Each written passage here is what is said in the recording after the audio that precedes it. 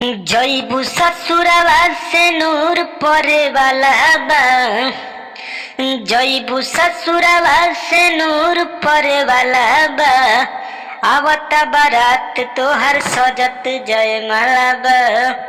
आवता बारात तोहर सजत जयमाला बा। तो नमस्कार दोस्तों, स्वागत करता हूँ आप सभी का जर्सी संगीत सीखो 398 में। मैं आप सभी का भाई जमन दीवाना आप सभी के लिए लेकर आ गया हूँ सैड सॉन्ग, बिल्कुल फुल और फ्री सॉन्ग है। वीडियो को एंड तक देखिए और जो भी सिंगर भाई हमारे वीडियो से नए हैं तो चैनल को सब्सक्राइब कीजिए और वीडियो को ज़्यादा से ज़्यादा शेयर कीजिए और लाइक कीजिए ताकि भाई का मोटिवेशन बढ़े। तो आप सभी के बीच ये बहुत अच्छा गाना है दोस्तों, आप लोग गाएंगे तो समझ में आएगा आप सभी को, ठीक ना। गोलू गोल्ड का गाना है, अभी हाल ही फिलहाल में आया है, वो वायरल भी है गाना, ये चल भी रहा है। तो उसी ट्रैक पे मैं लिखा हूँ, ओ बुना चिड़ैया उड़ी बाज उड़े वाला बा। ओ बुना चिड़ैया उड़ी बाज उड़े वाला बा। आ राज कर सोना हो माहौल बदले वाला बा। राज कर सोना हो माहौल बदले वाला बा। तो दोस्तों ये सॉन्ग को बहुत लोग गाए हैं, ठीक ना। तो गाना अच्छा है, वायरल सॉन्ग है, आप लोग गाएंगे तो जरूर ये गाना हिट हो सकता है, ठीक ना, अगर अच्छे गाएंगे तो। चलिए मुखड़ा को स्टार्ट करते हैं, कैसे इसे गाना है, ठीक ना।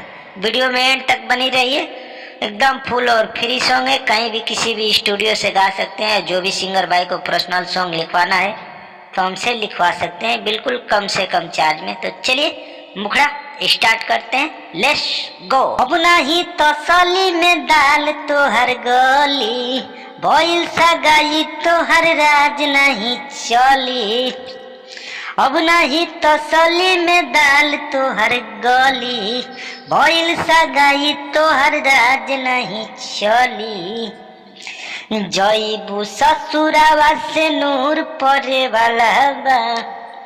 जईबू ससुरावा से नूर परे वाला बा। आवता बारात तोहर सजत जयमाला बा। आवता बारात तोहर सजत जयमाला बा। तो दोस्तों ये सैड सॉन्ग गाना है, ठीक ना। तो अच्छा गाना है, आप लोग गाना चाहते हैं तो इस सॉन्ग को गा सकते हैं, ठीक। तो चलिए वीडियो को ज़्यादा लंबा नहीं करेंगे, अंतरे को स्टार्ट करते हैं। चली जईबू छोड़ी के तू साथे जानू, भोर ही छोड़ा के हमसे हाथे जानू। तो फिर लड़की अपना फोनवा से नंबर उड़ा दो ना हो, हमके दिलावा से अपना भूला दो ना हो।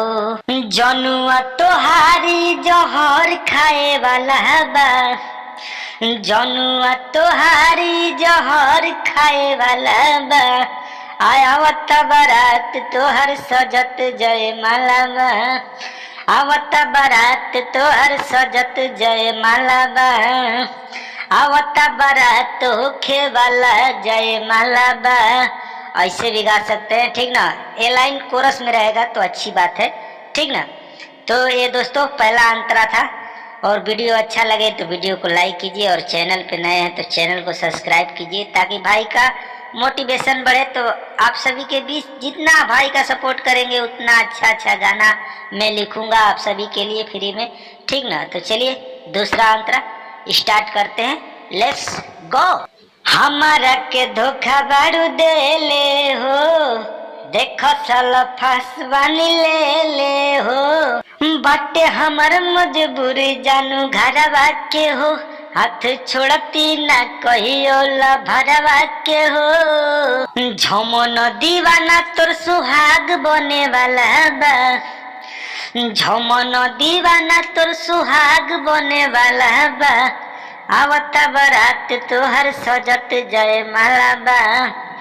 आवता बारात होखे वाला जयमाला बा। आवता बारात होखे वाला जयमाला बा। तो ये लाइन को कोरस में रहेगा तो अच्छा है, ठीक ना। बाकी तो जो लिखा हूँ वो भी गा सकते हैं, ठीक। तो चलिए जो भी सिंगर भाई को पर्सनल सॉन्ग लिखवाना है बिल्कुल कम से कम चार्ज में लिखवा सकते हैं, ठीक ना।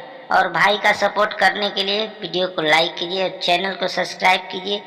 चलिए भाई, फिर मिलते हैं नेक्स्ट वीडियो में। तब तक के लिए कमेंट कीजिए, भाई को बताइए कौन से सॉन्ग पे सॉन्ग लेकर आऊं। जय हिंद, जय भारत, जय हो भोजपुरिया समाज।